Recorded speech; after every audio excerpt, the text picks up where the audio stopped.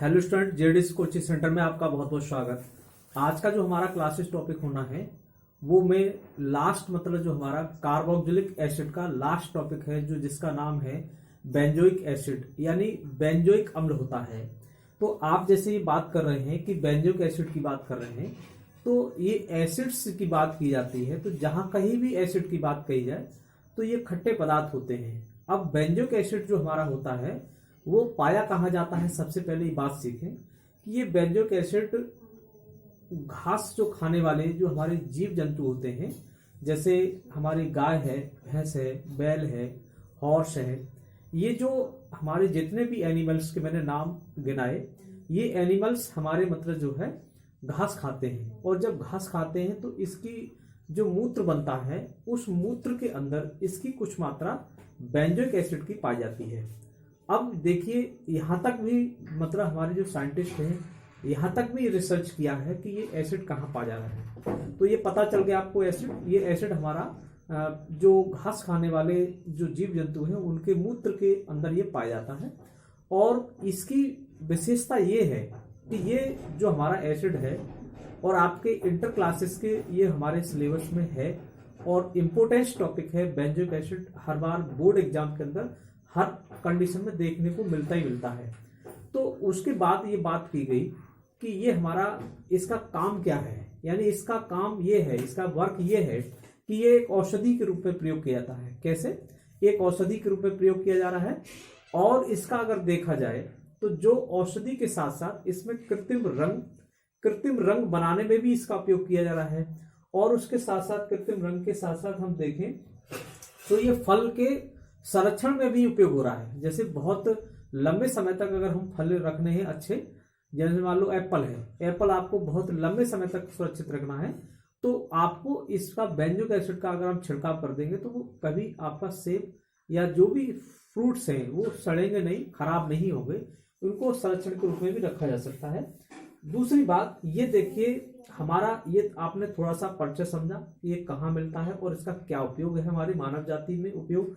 उसके बाद हम बात करना चाहते हैं कि जो बेंजोइक एसिड होता है यह एक एरोमेटिक मोनोकार्बोक्सिलिक एसिड होता है।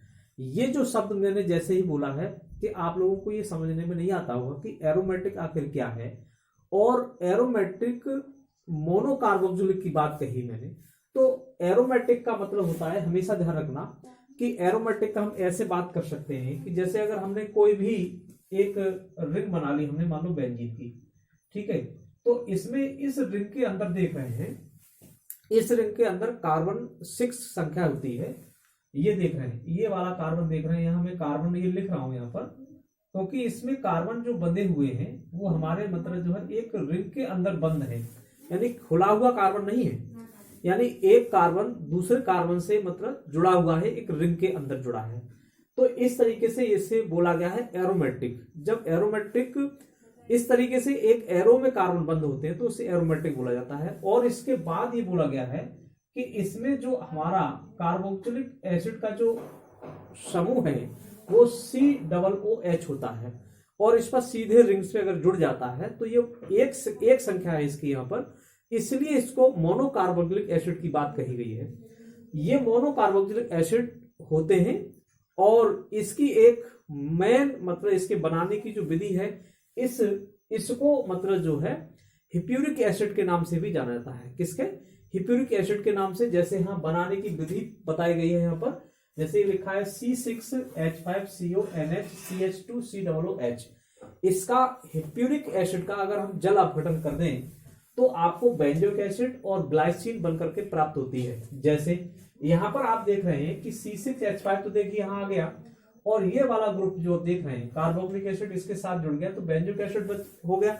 और इसके साथ जल अपघटन की बात कही गई है। जल अपघटन का मतलब होता है कि इसके साथ जल टूट करके जुड़ जाए, तो यहां जुड़ रहा है। देखिए यहां पर NH लिखा है, NHN ये लिखा है, H2 यहां पर जुड़ गया, और बाकी का जो ये जल टूटेगा तो ये ग्लाइसिन के रूप में यहां आपको प्राप्त हो जाएगा।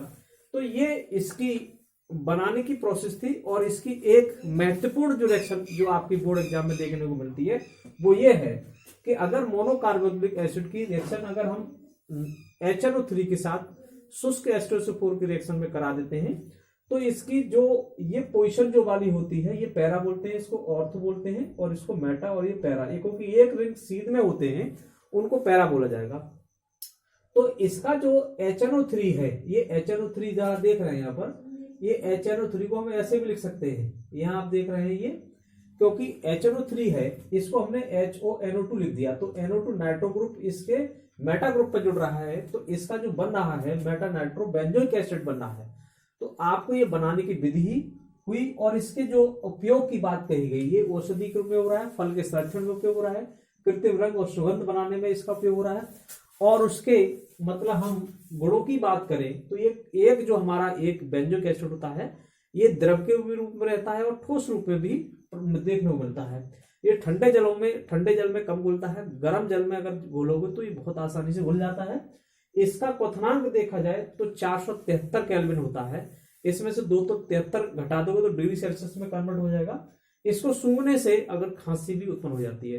तो जो बच्चे इन क्लासेस को, मेरी क्लासेस को देखते हैं, वो अन्य बच्चों को शेयर करने का भी कार्य करें और कमेंट्स जरूर करें, और वीडियो को लाइक करने का भी कार्य करें। वीडियो को लाइक भी कर देते हो तो थोड़ा मनोबल बढ़ने का, हम लोगों का काम करने का एक उत्साह बढ़ जाता है। तो आप वीडियो को लाइक और शेयर करने का भी कार्य करें आप।